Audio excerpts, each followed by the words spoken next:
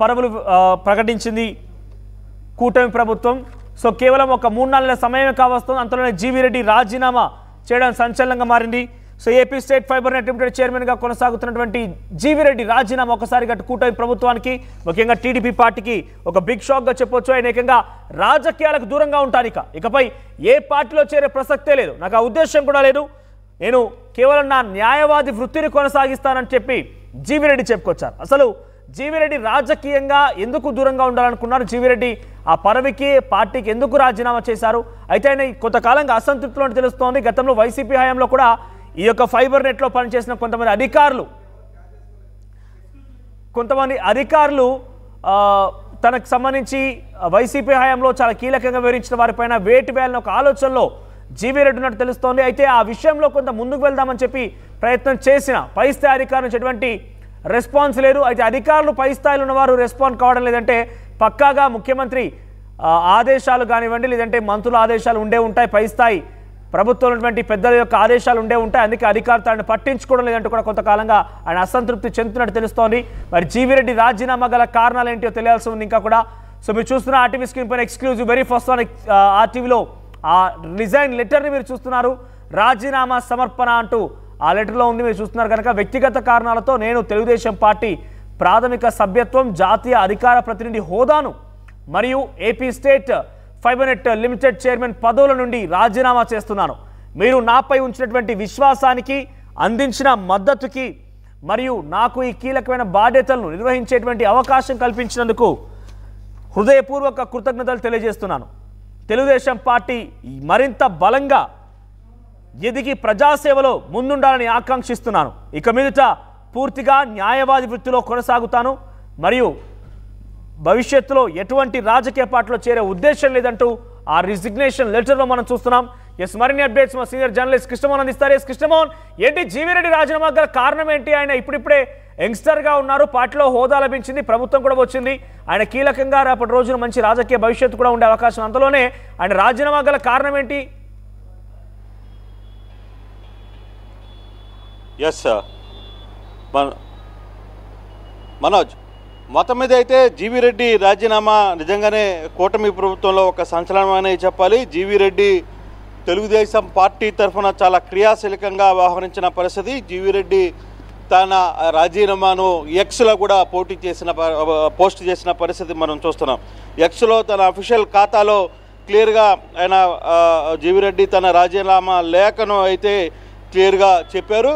అయితే నిన్న ఇదే విషయం మీద జీవీ రెడ్డి ముఖ్యమంత్రి గారు స్వయంగా పిలిపించి కొంత గట్టిగా మాట్లాడారు అనేది చాలా క్లియర్గా బయటకు వస్తుంది. నిన్న సాయంత్రం కూడా జీవీ రెడ్డి చాలా వరకు రాత్రి 8 గంటల వరకు కూడా జీవీ రెడ్డి కోసం మేమందరం కూడా బయట వెయిట్ చేసినా ఆయన ఎవరితో మాట్లాడకుండా నేరుగా వెళ్ళిపోయారు. కానీ ఇప్పుడు కానీ చూసుకుంటే తన అఫీషియల్ ఎక్స్లో కూడా మనం చూడొచ్చు, చాలా క్లియర్గా జీవీ రెడ్డి తన రాజీనామాను ఇక్కడ పోస్ట్ చేసిన పరిస్థితి.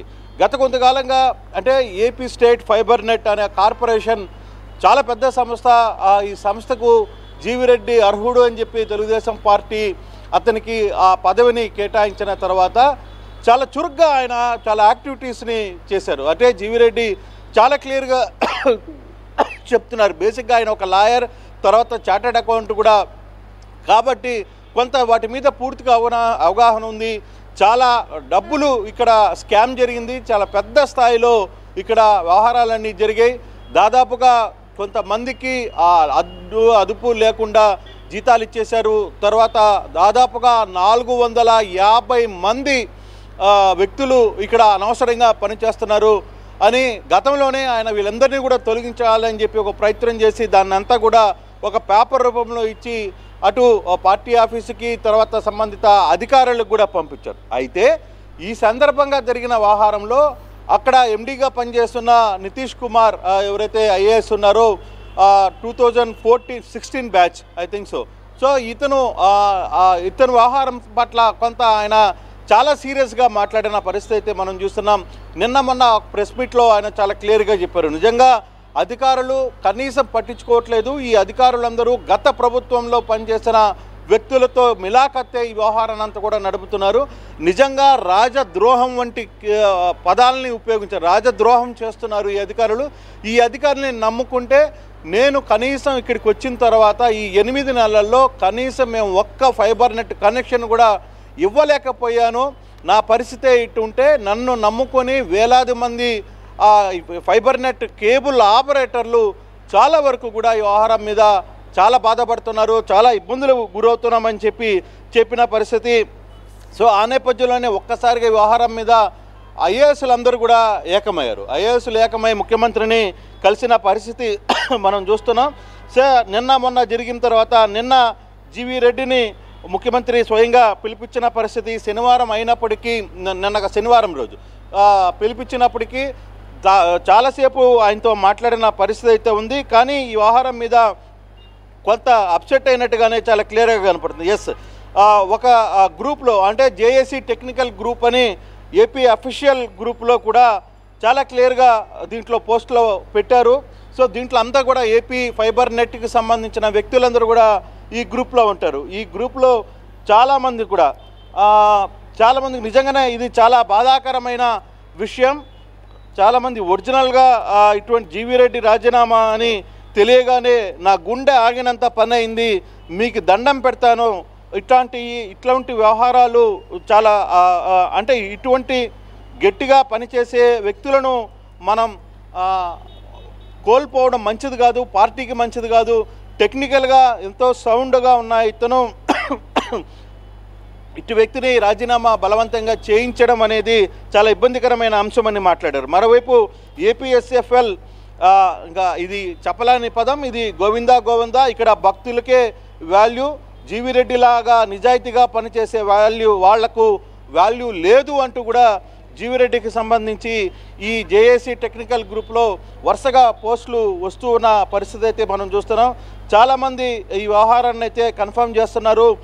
ఒకవైపు ఆయన కూడా వెంటనే ఎక్స్లోనే తన ఇదైతే పోస్ట్ చేశారు, తన రాజీనామా పార్టీకి ముందు చైర్మన్ పదవికి, పార్టీ సభ్యత్వానికి, తర్వాత పార్టీకి అన్నిటికీ రాజీనామా చేసి ఇక నేను రాజకీయాలకి స్వస్తి పలుకుతున్నాను, నేను కేవలం ఇక న్యాయవాది వృత్తిగానే వెలగాలనుకుంటున్నాను, ఆ దిశగా ముందుకు పోవాలనుకుంటున్నాను అని జీవీ రెడ్డి తన పోస్ట్లో పోస్ట్ చేశారు. ఇప్పుడు కూడా AP state fibre net chairman గా ఉన్నారు. అయితే ఆయన తమ యొక్క పనిచేసే అధికారుల పైన కొంత అసంతృప్తిలో ఉన్నారు. కానీ ప్రభుత్వం వారిదే ఉంది కదా, ఆ అధికారిని ఆ స్థానంలో స్థానచలనం చేయనివని కానివ్వండి, లేదంటే కొత్త అధికారులు రిక్రూట్ చేసుకోవడైనా, లేకపోతే వేరే వారిని ఆ స్థానంలో భర్తీ చేసి ఆ పనులు కొనసాగించాల్సి. అలా కాకుండా ఆయన ఏకంగా రాజీనామా చేయడం ఎలా చూడాలి అంటే ఆయనకి ఎవరు సహకరించలేదు. అధికారుల పేర్లు ఏంటి, అధికారులు ఎవరు, ముఖ్యంగా ప్రభుత్వం తనదున్నప్పటికీ మంత్రులు లేదంటే ముఖ్యమంత్రి కూడా సహకరించాల్సింది, వారు కూడా పట్టించుకోలేదంటే జీవీ రెడ్డిని పూర్తిగా పార్టీ పక్కన పెట్టేసింది అనుకోవాలా? డెఫినెట్గా అదే కనపడుతుంది కదా. ఇప్పుడు నితీష్ కుమార్ లాంటి వ్యక్తి, అతను వ్యవహార శైలు, అతను వస్తున్నదని అనకంటే దీని వెనకాల ఒక ఆసక్తికరమైన అంశం కూడా ఉంది. ఎందుకంటే ఇదే జీవీ రెడ్డి ఎవరైతే ఆరోపించారో పేపర్లలో కావచ్చు, లేకపోతే డైరెక్ట్గా ఆయన స్వయంగా ఆరోపించిన నితీష్ కుమార్ వెనకాల ఒక పెద్ద స్థాయిలో ఇటీవల కొత్తగా ఎంపీ అయిన వ్యక్తి ఉన్నారు అనేది బలంగా తెలుపుతుంది. ఆ పొలిటికల్ గేమ్ ముందు జీవీ రెడ్డి అనే ఒక సాధారణమైన కార్యకర్త, లేదు పార్టీ కోసం పనిచేసి బ్యాక్ ఎండ్లో పార్టీ కోసం పనిచేసిన వ్యక్తి నిలబడలేకపోయారు. ఆయన తన ఇటువంటి రాజకీయాలు ముసుగులో తాను ఉండలేని అనుకున్నారో ఏమో. మరి జీవీ రెడ్డి బేసిక్గా చాలా కాలంగా మన అందరికీ తెలిసిన వ్యక్తే, చాలా స్ట్రైట్గా ఉంటారు, మొహం మీదనే కొన్ని వ్యవహారాలు మాట్లాడే పరిస్థితి ఉంటుంది ఆయన దగ్గర, చాలా స్ట్రైట్ ఫార్వర్డ్గానే మాట్లాడతారు. అటువంటి వ్యక్తికి ఇప్పుడు రాజకీయాలంటే ఐఏఎస్లు